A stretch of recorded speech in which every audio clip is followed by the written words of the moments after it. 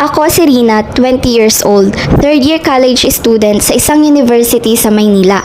Isa lang ang pangarap ko, makatapos ng pag-aaral at maiahon sa hirap ang pamilya ko sa probinsya. Pero hindi ko inakalang may kapalit pala ang bawat tulong na matatanggap ko sa lungsod. Sa tuwing lumalabas ako galing klase, dumidiretso ako sa trabaho sa isang maliit na coffee shop malapit sa campus. Minimum lang ang kita, pero sapat na sana sa pagkain ko sa isang araw. Minsan nga tubig at tinapay lang ayos na. Hanggang sa dumating ang isang lalaking naka long sleeves, may kotse, mukhang edukado. Tinawag niya ako habang naglilinis ako ng mesa. Rina, di ba? Nagulat ako. Paano niya nalaman ang pangalan ko?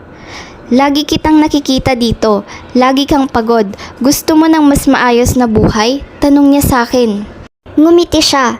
Maginoo. Maayos ang kilos. Para siyang yung mga lalaki sa drama na laging may offer sa bida. Ilang araw kaming nagkita. Kumakain kami sa labas. Nagkukwento siya tungkol sa negosyo niya hanggang sa bigla niya akong tanungin habang nasa loob kami ng kotse niya. Wala kang sponsor? Tanong niya sa akin. Anong ibig mong sabihin? Sagot ko sa kanya. Tutulungan kita, basta wag mo lang akong iwan. Hindi ako umoo agad. Pero nang dumating ang buwan ng bayaran sa dorm, siningil ako ng 3 buwan na upa.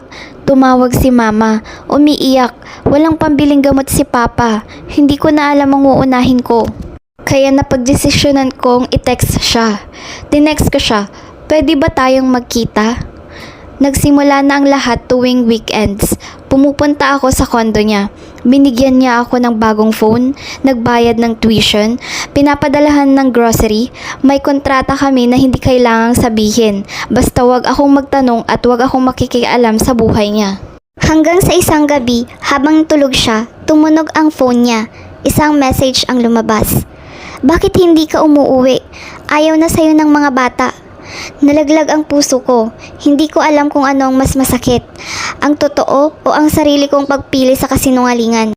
Kinabukasan, hindi na ako bumalik. Tinapos ko ang kontrata ng walang paalam.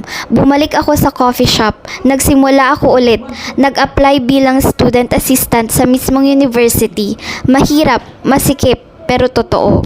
Lumipas ang buwan, isang araw habang naglalakad ako sa may library, may lalaking nakangiti sa akin. Estudyante, simpleng polo, may hawak na libro. Sa'yo ba itong ID na to? Tanong niya sa akin. Nahulog mo ata. Ngumiti ako. Salamat ha, sagot ko sa kanya. Binitawan niya ang ID sabay sabing, magkita tayo ulit Rina. Hindi lahat ng tulong may kapalit.